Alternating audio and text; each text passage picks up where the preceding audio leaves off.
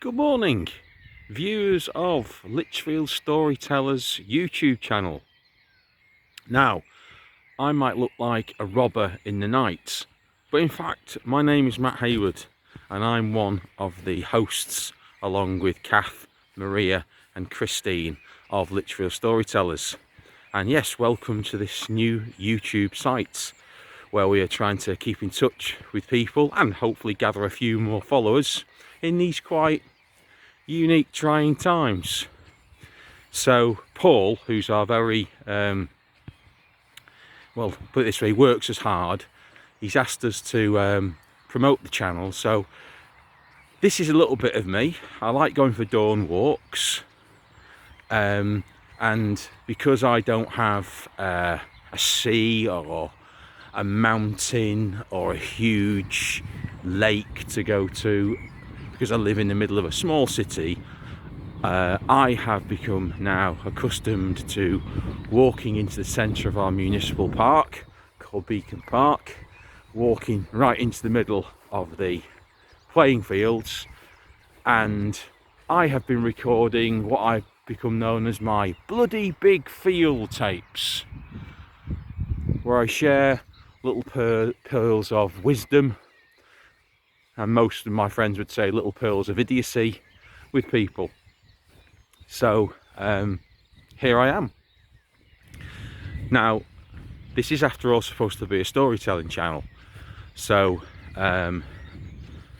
here's a little anecdote which I picked up many years ago. It's a family anecdote, but it takes me back to a bonfire night. Actually, it was a bonfire afternoon. It must be 1974, because I was 6 years old. And I don't know whether people still do this now, because I haven't really celebrated Bonfire Night for some time, but in those days, my mum and dad used to get us to get the pets inside. And suddenly, at about 3:30, we began to hear fireworks going off. So even then, young kids would get all the fireworks and they'd be setting them off behind garages, and basically been a bloody nuisance. I was never a bloody nuisance. Anyway, suddenly we realised that our cats, Easy and Chico, our little Jack Russell Terrier, were missing. And the whole family went into meltdown. They'd run away. What had happened to them? We didn't know. So we began to look for them. Then we found Easy. She'd shot upstairs at the first sign, the first bang. She'd shot upstairs into our loft, our attic conversion, and she was safe. But Chico, we couldn't find anywhere, our little Jack Russell Terrier. So first of all, we went out, we searched the garden, we searched the garden sheds, we searched the garages, etc. We had quite a big garden. We called her. We used to do things like bang. Do you remember when people used to bang the tin plate for the dog? Did people do that? We used to bang the tin plate, and we were banging this tin plate. It sounded like a brass band. We were why was banging the tin plate sound like a brass band? Sorry. Anyway, it sounded like a clatter bang. Nothing. Couldn't find her. So we went next door, and both next door neighbours, and we got them out. Now by the time we got the neighbours out, it was getting on for 6:30. It was dark outside. It had been dark for an hour.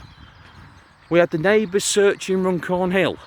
That was a piece of town land just over the road from us. We had an old orchard down below us, which we call Beaconsfield. It was just basically a field. We were searching down there. We had a phone. This was one time I can remember my dad allowing us to use the phone. We were phoning friends to ask if they could search around there. And we eventually convened in our television room, our sitting room, at about 8 o'clock. And by now, Bonfire Night was in full swing. Literally, the sky was just lit up, and we weren't enjoying it at all because we could not find Chico anywhere. And we were all, I remember, because I had a big family, we were all sat in this living room. Now, in the corner of the living room was my dad's chair, and we never bought anything new in our house. We had a hand-me-down red tatty chair, an upholstered chair, if you like, a huge thing, absolutely huge thing, with sort of 3 heights of cushion on it and things like that. And my dad was sat there with a frown on his face, and all the family, I mean, I think I might have been in tears, in fact. All the family was sat around, and suddenly I saw my brother look at my dad. He went, "Just wait there, mate, Dad." And he crept over on all fours. It's quite comical to think my brother creeping across the floor towards my dad like a prowling tiger.